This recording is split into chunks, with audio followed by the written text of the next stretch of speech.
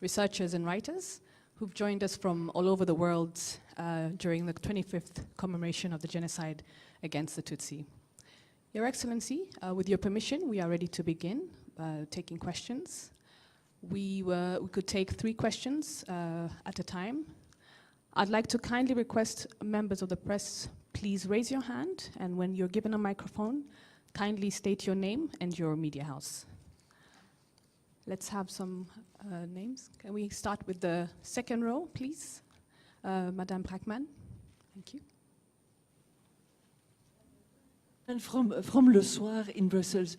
Mr. President, Rwanda has been under threat for 25 years, and yesterday you spoke about new threats that you are facing. Could you elaborate on this? From where do those threats come? From where are they? Thank you. Let's have another question. Okay, sir, thank you. To forget. Yeah, but I think the answer lies even in the question. There is no such a thing as a new threat. It's a continuation and a change of forms of threat against our stability, which we have been investing in for the last 25 years, as you said. It changes the face, it changes everything, but it's the same. And when in my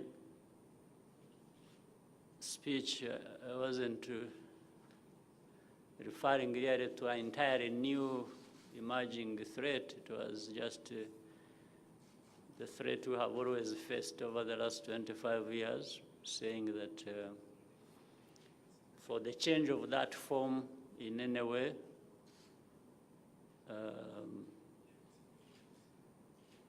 I was just saying those people who are behind it should bear in mind that instability is not a good thing for anyone. It's not good for us. It's not good for even others. And I was saying in defense of what I referred to as the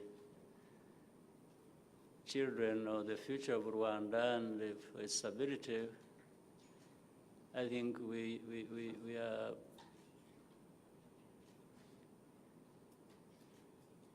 just prepared for that. As we fought many threats and challenges before at the beginning, I think we are now better prepared for any threats that would come today. Let's take another question. If you can have the microphone here, please, at the front on this side. Mandela, thank you.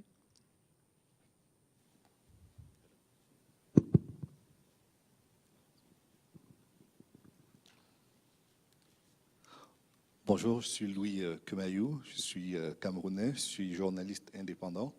Je le dirai peut-être en anglais. My question is very simple, Mr. President. 25 years back, your country has been facing a genocide, the genocide against the Tutsi. Your country is recovering from it and recovering very fast. When you compare the situation with other countries who haven't reached this high end, like Ivory Coast, like Central African Republic, or like Mali or Burkina Faso, why do you think it is so difficult for them to recover from situations who haven't been such terrific like what has happened in Rwanda? That's my first question. And the second leg is, that is now almost 100 days. Louise Mushikiwabo has become the new General Secretary of Organisation Internationale de la Francophonie. Do you feel happy with the way she's ruling this organization? For the first one, I will say we have concentrated on our problems because there are for us to address. We have had friends, we have had partners and support from many corners of the world. But ultimately, we are the ones either to use this kind of support proper and make progress, or to waste it. So I always want to confine myself to our problems rather than talking about other people's problems, because they may be similar, but they also may be different. The handlers of those problems, I'm sure, will be different as well, and the nature of problems and the way they are handled and by who will always create that difference. So that is how our problems and how we have addressed them will be different from the problems and how they are being addressed, whether in other parts of our continent. But what is very central, that is common to all of us, and I would not hesitate to say this: people of any country, in any situation, have got to figure out how to address them together. And they have also got to understand that it starts with them. Nobody, from our own experience, will come from anywhere else to come and address your problems, at least the core of those problems. People can support. I've just said we have benefited a lot from friends and partners and well-wishers who have invested with us their time, their effort, their money. But that comes to nothing if the people of the country aren't in the forefront to use that kind of support to benefit them. That's what I can say. So whether Central Africa, Ivory Coast, or Mali, or wherever, the common thing, or Rwanda, the common thing is, can people of these countries, Rwanda, Mali, Central African Republic, wherever there are problems, start with themselves and say, what are we determined and ready to do for ourselves, and then we benefit from partnerships. That's all I can say. But on the lighter note, I mean, on a more positive note, is that there is no problem that is insurmountable, as we have seen, even when it looks so. So I can only say to those countries that even with the big problems they have, after all, they can really stand up to those problems and address them. It's possible. So we refused to be provoked into that situation, and we kept communicating to the people that, and to others, that we will manage these problems as they cross our border. We are not thinking about crossing a border. So war can only happen, in our case specifically, on our territory, if somebody creates a war here. That is but we are not thinking of creating a war outside of our place. This is what I was saying, was a kind of warning to people, one, who think about war. Secondly, who think about war on our territory.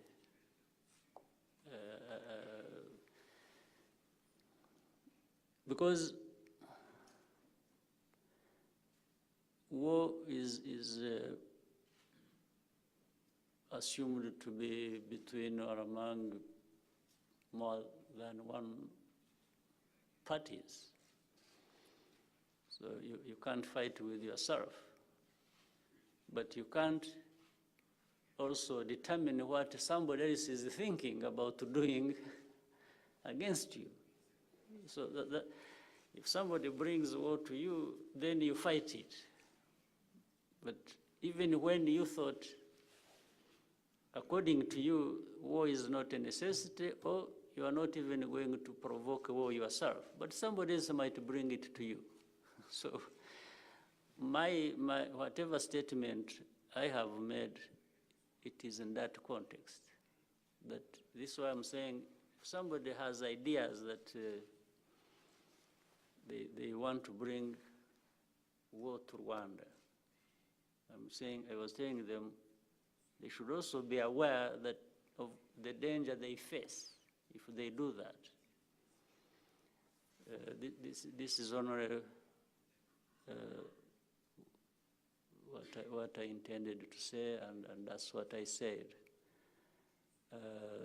But also assuring everyone that this Rwanda, with its history of suffering, has grown in all bounds, including the strength, the capacity to wage a war in defense of its stability and peace. It's what I wanted to convey. So that you hear statements from all over the world, from Brussels, from other places in Europe, from other places in Africa, including neighbors, where some Rwandans who could not do better things of staying around and contributing to the development of this country are talking about war. Even in that situation of Nyungwe you mentioned, if you follow, you could see on the social media and, people celebrating, talking about how they are now overrunning some places in the country and so on. I just want to tell you that that is just a passing story. Those people don't know what they are talking about. We'll take a question from the third row. Mwai. Good afternoon, sir. My name is Collins Mwai. I write for the New Times Daily. What are your thoughts on the performance or lack of it of the ICTR and the mechanism and the residual mechanism that came after ICTR, especially considering that during the term of the former Judge Meron, we saw early release of convicts, and what are your expectations of the new judge who just joined Judge Kamel? Thank you. Well, for now,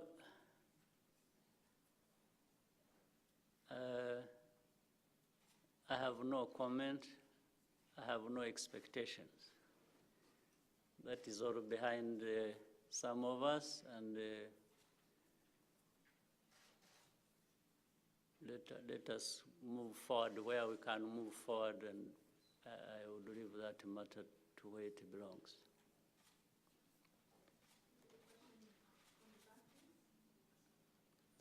The lady, we'll start with the lady, please. Thank you.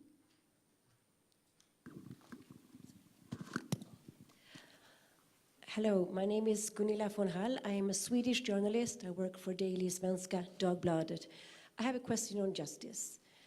There's been about 1,000 indictments in Europe. There are what? About 1,000 indictments in Europe, but only 22 have been extradited or prosecuted. How come? What is your view on this? And connected to that question, Sweden has actually sentenced 3 Swedish Rwandese. What is your view on that, if I can have your comment? Thank you. Yes, where enlightenments have, or rather extradition has taken place, we applaud it because it is a sign that a step in the direction of justice has been taken. It's very important to note that, and we always applaud the people who facilitate that, or countries to make it happen. We appreciate that's fair, and it's good justice as to be seen. For the other, I will only say welcome to the developed world, which tells us how their systems work so well. They should be a model of everything, including justice, and that passes a judgment as to whether this is really the truth that we are told. We'll take a question here at the front, please. Mr. Gakumzi. Bonjour, Monsieur le Président. Looking back 25 years ago, and looking on the journey that Rwanda made since, what are the main choices made which can explain the rebirth of Rwanda? And you speak many times about accountability, about unity, about thinking big. What will be the big dreams for the 25 years coming ahead? Thank you very much. Well, I would say Rwandans coming together around the problems we have to address is key. It's one of the choices that have enabled us to make good progress. The fact that everybody, let's sort of talk about, even for a moment, say, reconciliation we are about. Reconciliation is a process that has really taken root and has happened. But I did explain a little bit of that yesterday. It won't happen just on the effort of one party and not the other. It has happened because even the perpetrators coming forward and saying, we are sorry, what we did should not have happened.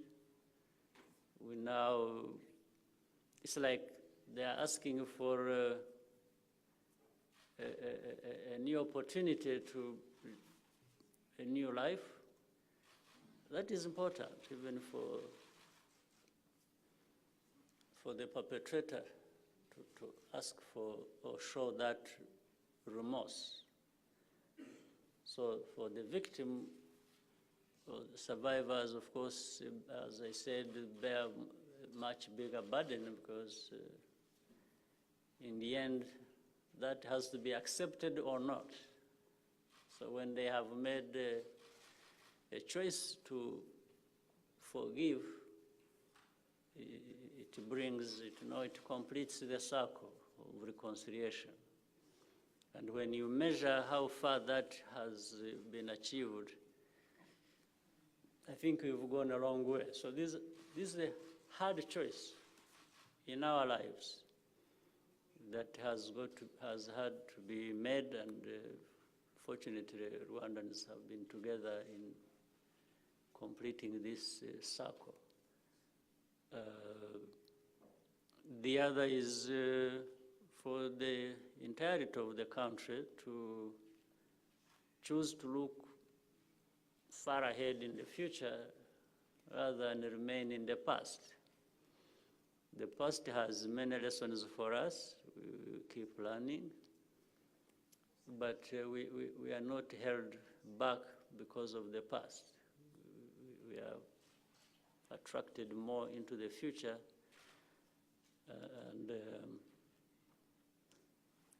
even made more possible by the involvement of everyone, now including actually that future, because as I said, close to 60% of our population are people who bear no responsibility of the past. So the young people who just learn about this and think more about their future is key. So we encourage that. We encourage making sure that every Rwandan is participating, is contributing, is thinking about the good of the whole country and the nation, not just about himself and the other for themselves. So I think it is, it's one of those things that enables us to keep going. We'll take one from the front, from RFI.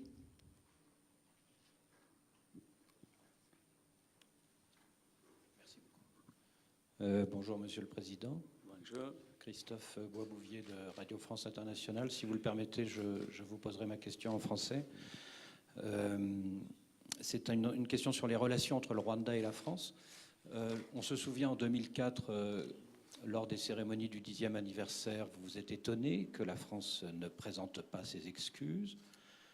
On se souvient en 2014, pour le 20e anniversaire, vous avez eu cette petite phrase en français, « Les faits sont têtus ».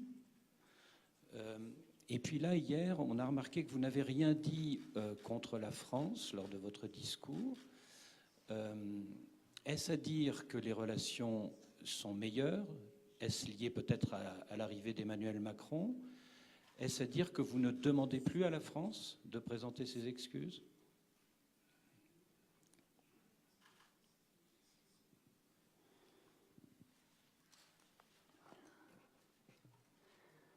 I think what we have had to say, you see, there are things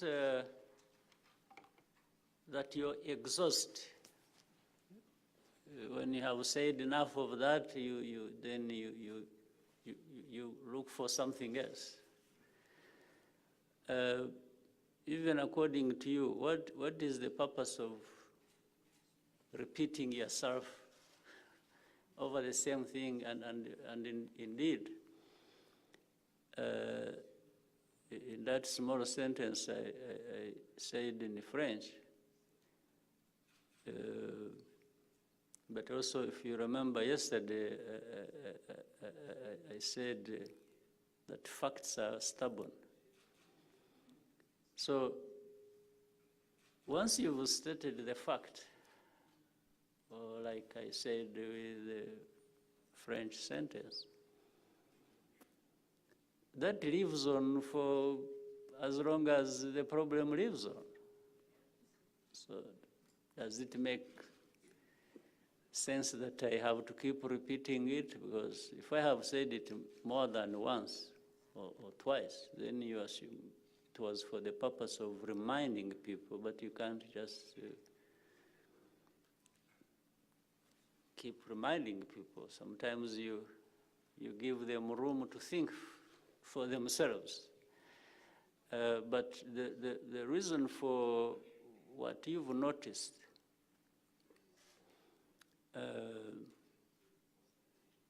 is to say, but also relates to something else you didn't mention. People have asked us whether what we need from France or from anybody has been an apology. And our answer has always been no. You can't ask people to apologize or keep asking to them to apologize or tell them how to apologize, then that, after all, kills the whole meaning of an apology. For an apology to have a meaning, it must come from somebody who is apologizing. You can't ask the person who is offended whether he needs an apology or not. What would be the meaning of an apology extracted by somebody who deserves apology? So if you put all those things together, you will realize that it's up to anyone. It's up to France, it's up to individuals, it's up to right the wrongs they think or they would agree they have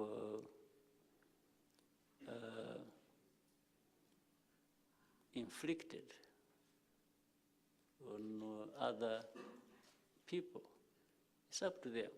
This has been our approach. So, but for mention of things in speeches or publicly for record, you say it for as long as you want, and for me, it's for as short as I want, because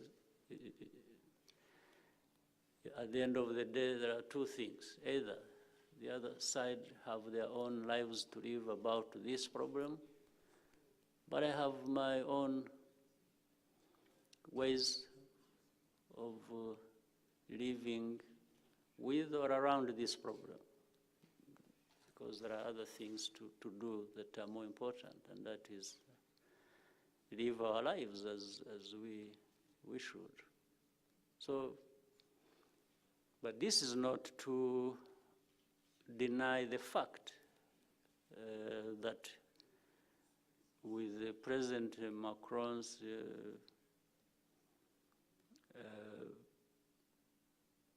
presence or term of office, there has been significant progress, very significant in terms of even in a complicated environment of politics and all kinds of things, we still make progress from things that you know also that have been happening or have happened, including the way the archives have been treated or are being treated, because archives contain the truth that people can make interpretation of. So thinking about bringing up the truth, even making a one step or then next day two, or all the steps required, it's a good thing. It's a good progress, and we've seen that happen. The fact that there is a conversation going on about how we can improve relationship. In fact, what is interesting, it's not even just that with Rwanda. I have seen that currently France is making good steps even in matters generally Africa. I think looking at Africa differently and in a better way of putting responsibility in the hands of Africans as it would be, and partnering with them in the right way, is something we have seen emerge with Macron. So I should say it's positive. Take a question from the lady in the front, please, here. We have a microphone. Good afternoon, Your Excellency, and thank you. My name is Audrey Chimwanda. I'm a Zimbabwean journalist currently working in South Africa. Yesterday you spoke of a new generation that is enjoying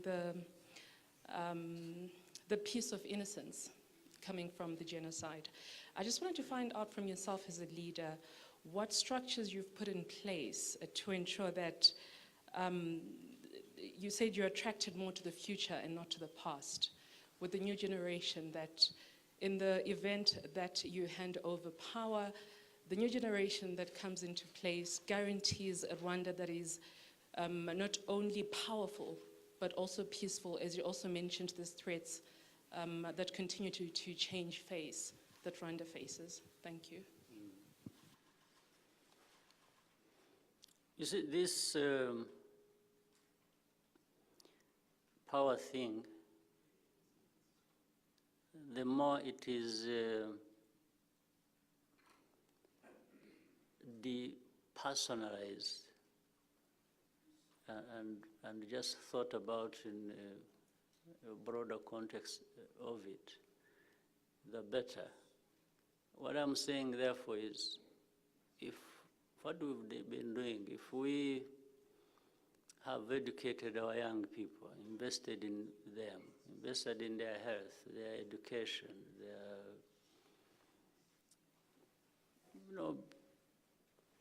potential of enterprise,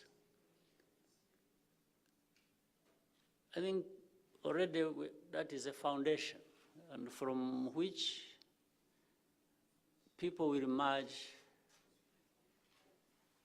broadly to actually decide collectively as to their future, even if it is through now individuals who might be young or old, but originating from them. I think this is what is healthier, and it's healthier and it's sustainable sort of peace and stability that we want. When it is more generalized and when everybody, when everybody has something to contribute, then they already have the power to decide on certain things. And that's what we have been doing. We invest in our young people indiscriminately. We don't discriminate when it comes to this. And then empowering them, therefore, enables them to make decisions they want of things that will affect them.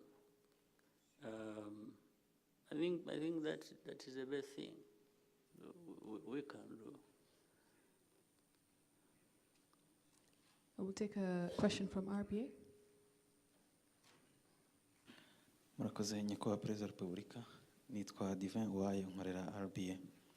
Nifuzaga kubabaza nyuma y'imyaka 25 ishize abanyarwanda n'u Rwanda bahangana n'ingaruka za jenoside, igihugu kikiyubaka, ukurikije raporo mpuzamahanga ndetse n'izimbere mu gihugu ibyo zigaragaza, hari intambwe koko u Rwanda rwateye, unakurikije n'ibyo n'abasura u Rwanda bavuga, ariko hari impungenge za bamwe bavuga bati iyi myaka 25 ishize ibimaze kugerwaho n'u Rwanda ntibishobora gutuma habaho kwirara kuri bamwe, abantu ntibakomeza umuvuduko bari bariho.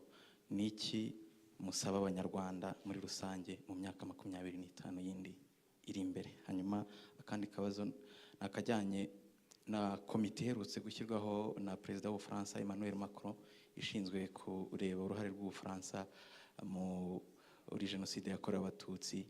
Iriya komite murayivugaho iki? Ese u Rwanda hari uruhare rwayigizemo bijyanye n'ibyo koko mwari mwemeranyijwe mu rugendo muherukamo i Paris? Murakoze. Icyambere cy'abanyarwanda ni ukutirara, nyine niho nahera. Ubundi abantu bakwirara ngo bigende bite? Harimo iki mu kwirara, wavanamo iki? Ariko no kubwira abanyarwanda ngo bajye babanza nyine birebe, barebe, turebe ibitureba, ariko turebe n'iby'ahandi uko bimeze cyangwa uko bikora. Hanyuma niba hari amasomo twabivanamo tuyavanemo. ariko kimwe mu byo tuzabona tuzasanga ku isi hose nta hantu ibintu byera de ku buryo ntacyo bakenera gukora cyangwa ku buryo nta kibazo bahura nacyo. Niba ku isi hose abantu bahura n'ibibazo byabo bakabikemura bagakora amajyambere uko bikwiriye, nawe ukwiye kubona ko nawe ariko wabigenza. Ntabwo wakwirara, kuko niyo waba utera intambwe ugana imbere uhura n'ibibazo, ugomba kunyura mu bibazo kugira ngo ibyo bikomere. Nta mpamvu rero abantu bakwirara. Ariko Abanyarwanda ni ukubakangurira guhora bubaka, ariko barinda n'ibyo bubaka kugira ngo ejo bitazasenyuka, abantu bahore batera imbere bubaka. Icya kabiri, ibyo wavugaga, komisiyo Perezida Macron w'Ubufaransa yashyizeho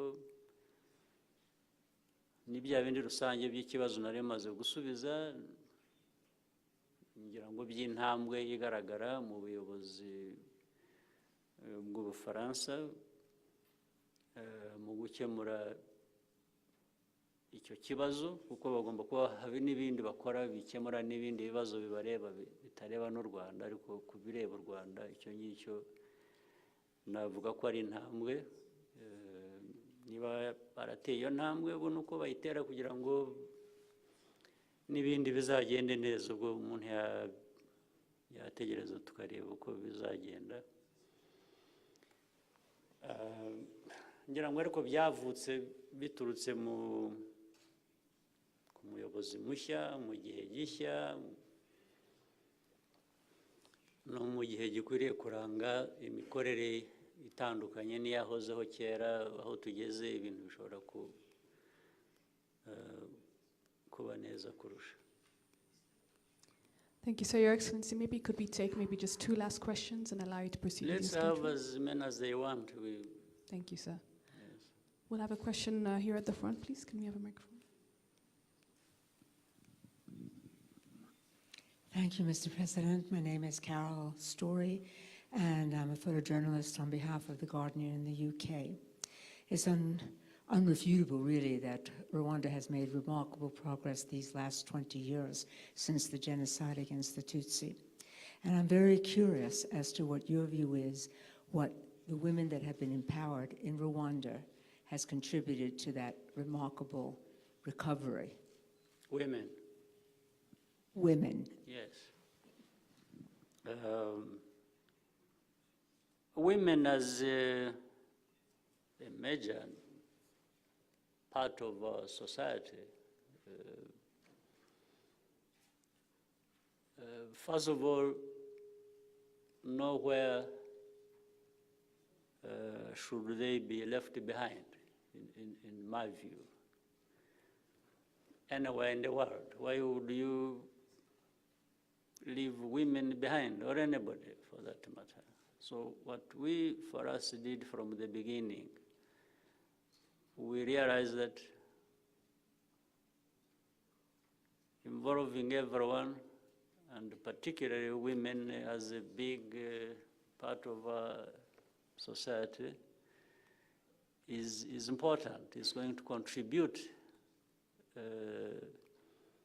to the development of our nation, because women, 52% of our population, it wouldn't be very smart to exclude 52% of one's population. Second, it's not just including them as a favor. It's their right. So we understood that from the beginning. So there is the benefit of having more people involved. As such, this 52% being part of what is being done is one of them. But there is another part of what these individuals bring in terms of what they are able to do with others. And they have their own qualities. We have had women in positions of responsibility, and they have done just as fine as men, if not better. So you look back and say, why would you be excluding women in the first place? Yes. So women,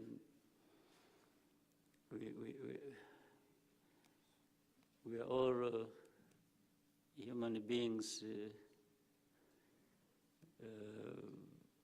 These women are our mothers.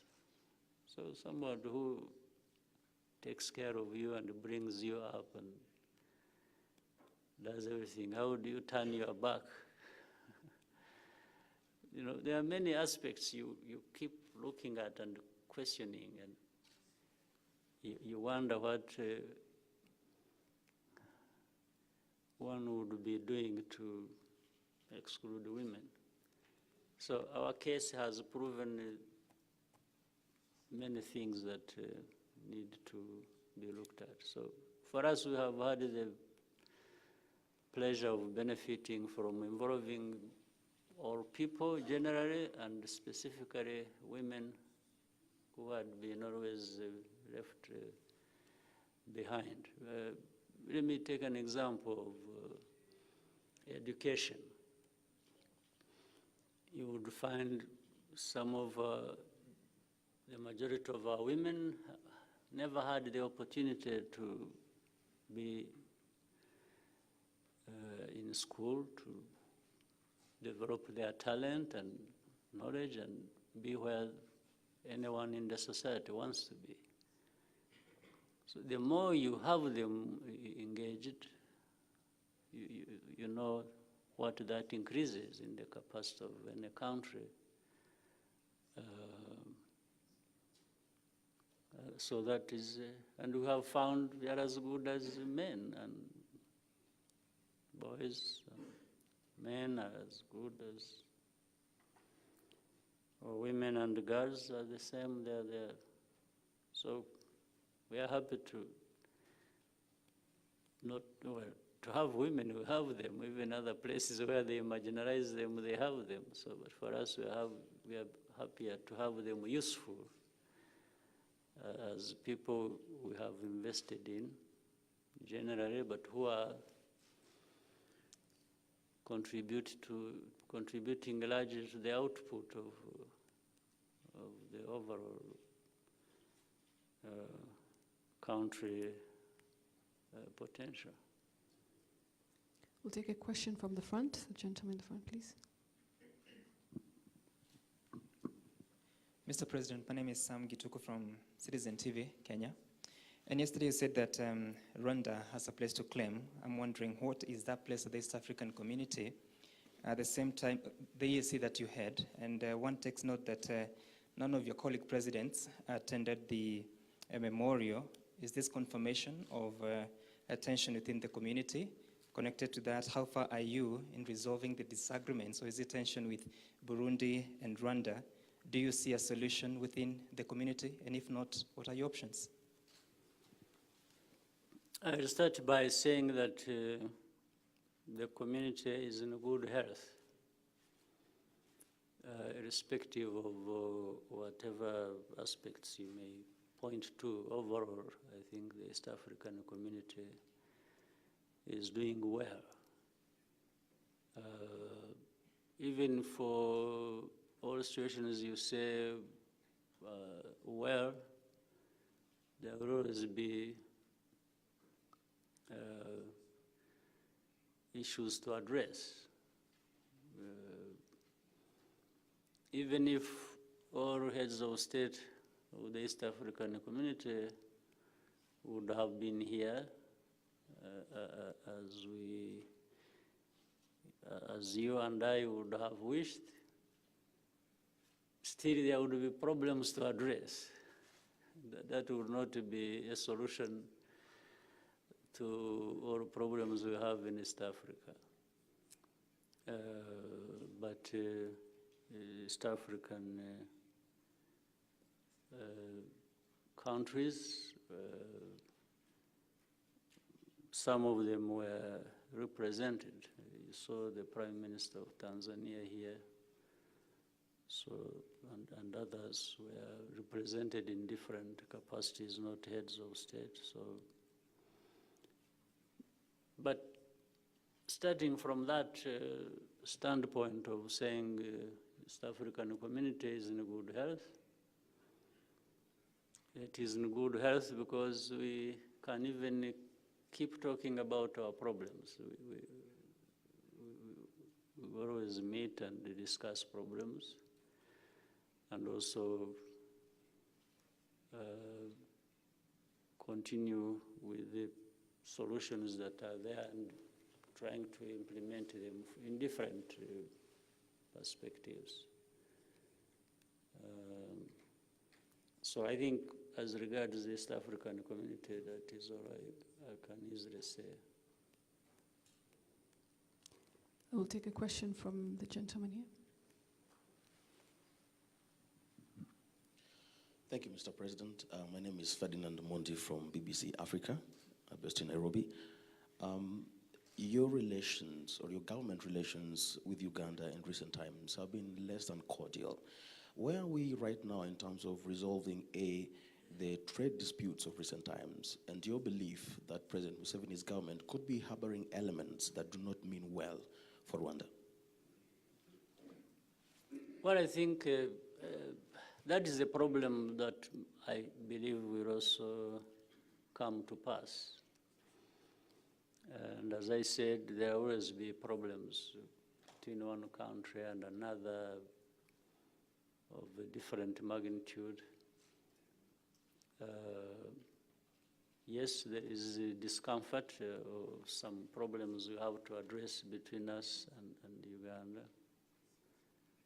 And by the way, there was the foreign minister of Uganda here as well, representing the president, in addition to, I'm referring to the previous question that was asked.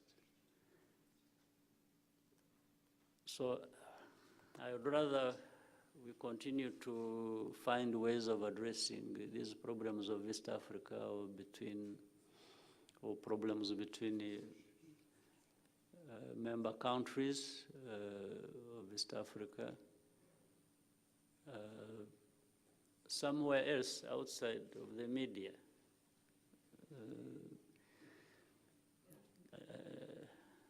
I think the media has a right to know what is happening. Yes, we will be informing them as we keep working on different things we are trying to work on. So right now, what is happening is that things that are being looked at or that are being considered or already in place are things I'm not talking about to the press yet. The press seems for now to be dominated by hyping the problem. So I want to lower the tone a little bit by not saying too much until a certain point.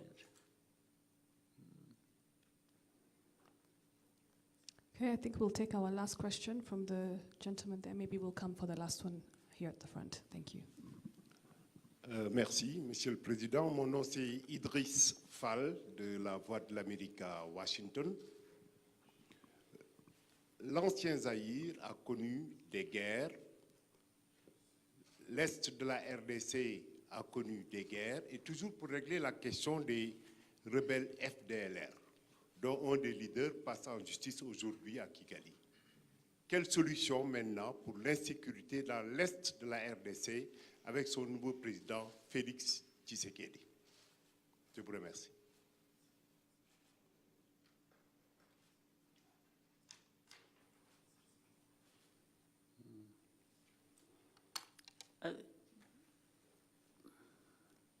There is no other way of finding a solution to these problems, whether in DRC, Rwanda, or the whole region. DRC has 9 neighbors. There is not any of those 9 neighbors that does not have a thing or two they think needs to be addressed. There's none of the 9 neighbors of DRC do not have a thing or two to be addressed. So the best way to deal with that, to address those matters that may be arising out of DRC, affecting neighbors, or that may be coming out of the neighbors and affecting DRC, can be achieved without cooperation. People need to work together. There's no question about it. And recently, President Tshisekedi was here in Rwanda. We had a good discussion over that, and he said it himself, that he seeks to work with the neighbors of DRC to find a peaceful coexistence and to find solutions to the many problems that have been there in history. And that's where Rwanda and DRC also falls. We think we shall have more engagement and more commitments made to each other for us to be able to move in the right direction. And we'll take a question from the front here. Yes, Mr. President. Phil Quinn from Dominion Post in New Zealand. I'm wondering if you could elaborate a little on the well-established failure of the international community and the UN Security Council in particular, circa 1994, and comment as to whether over the past 25 years you have seen the kind of reform and changes, including the responsibility to protect doctrine, that would be necessary to prevent such a tragedy from occurring elsewhere in the world. Thank you, Mr. President. Well, I can for sure say Rwanda has had its own lessons learned in the last 25 years, and those lessons learned have been very helpful, meaning among those lessons learned is the fact that we have to be there for ourselves, and we keep trying to do that, and then trying to make the most of any partnership or relationship that is available to us, and we keep going. For the international community, maybe they have also learned lessons. I'm not very conversant with that, but I can see some of the lessons they learned, yes, are responsible for some of the reforms that are talked about or that are being executed, but I'm not sure about implementation of even some of the reforms that are carried out. Some remain just as statements and on paper. In practice, you don't see much. But so the international community is very slow to learn or to change. Maybe individual countries can learn and change quickly. I think for us in Rwanda, we've learned and have tried to change as fast as we can. For international community, it's a different matter that I can't easily explain. I think we'll just take The very last two questions from this side, please. We'll start with the gentleman in the white. Bonjour, Monsieur le Président. Je m'appelle Oumar Dembélé, journaliste sénégalais à l'agence de presse africaine, APA News. J'ai une question qui porte sur la ZLECAf, avec la ratification de la Gambie début avril de cet accord portant donc sur la zone de libre-échange continentale. Le quorum de 22 États est maintenant atteint pour la mise en œuvre de cet accord. Selon vous, pensez-vous, ok, je reprends la question, je disais qu'avec la ratification de la Gambie début avril de cet accord portant sur la zone de libre-échange continentale, le quorum de 22 États est maintenant atteint pour la mise en œuvre de cet accord. Pensez-vous que ces États sont prêts pour la mise en œuvre de l'accord dans l'immédiat? Merci.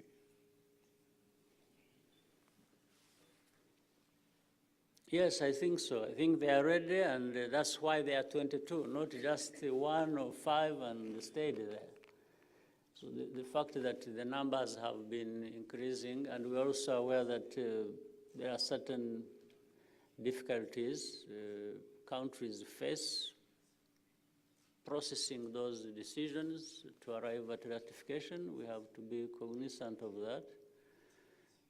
But we have to understand the 22 that were required having been reached is a big step. So I'm sure the Africans are committed to the CFTA. I think the question here, we are talking about the length of time it is taking. We would want it to be taking a short time, but it is taking longer than we thought, but still there is progress. I think there is somebody also here that kept putting his hand up. And, yes, we'll come back to this gentleman after. Afternoon, Mr. President. My name is Patisani. I work for the Star newspaper in South Africa. Mr. President, we've seen a kind of seesaw in relations with South Africa. I think it started a couple of years back when there was an assassination of some Rwanda nationals there, and Rwanda was accused. Lately, we've seen Rwanda nationals having difficulties in getting visas to travel to South Africa. I would just like to know what is at the heart of those problems. And lastly, I know there's some Rwanda nationals that don't want to participate in the rebuilding of the country living in South Africa. In the what? Living in Johannesburg in particular. Right. I just want to know how many of those are wanted here by law enforcement authorities. That how many of Rwanda nationals are living in South Africa that you would like to come here and face the law? Okay, to begin with the last one, I think, first of all, there must be very few. I think you can count them maybe on one hand, or even fewer than 5. So there are not many, in my view, at least as far as I know. And South Africa has been notified, and the reasons and so on and so forth. So that is one problem. The second, I hope, and you asked about what the problem is, but the problem, I think, is always going to be politics. If people don't play too much politics, some of the problems could easily be resolved. And politics requires that you understand each other, and then you find a solution to whatever problems. So the assassination you talked about, then the visa problems, then this what I'm putting all together and calling it politics. But even then, good politics, you discuss and you agree, and you agree or you agree to disagree, and you know where things stand and move on.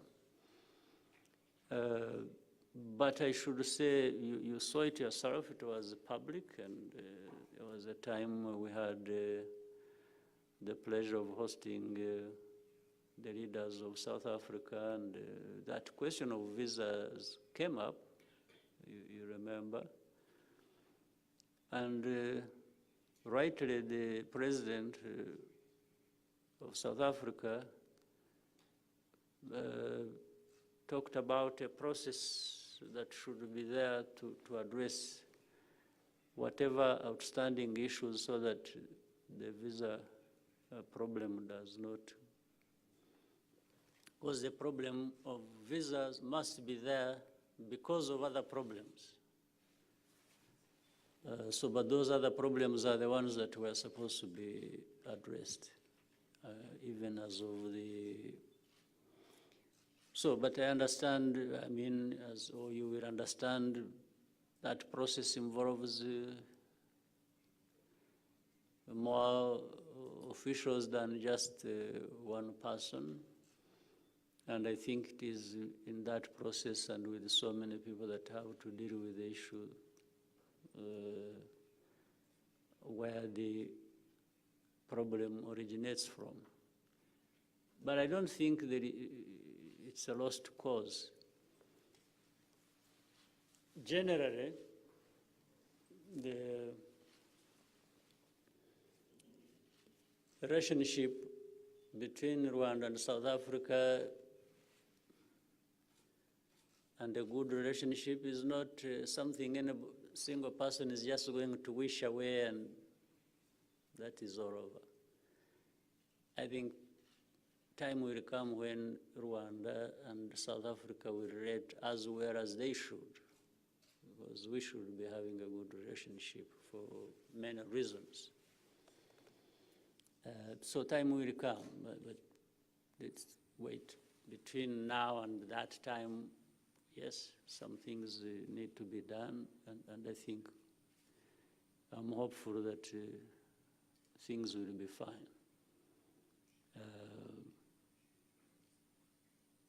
And these other individuals shouldn't even be part of that problem, because those individuals that concern us should be handled as we go along with a good relationship. It's not, they shouldn't determine the relationship, whether it is good or bad.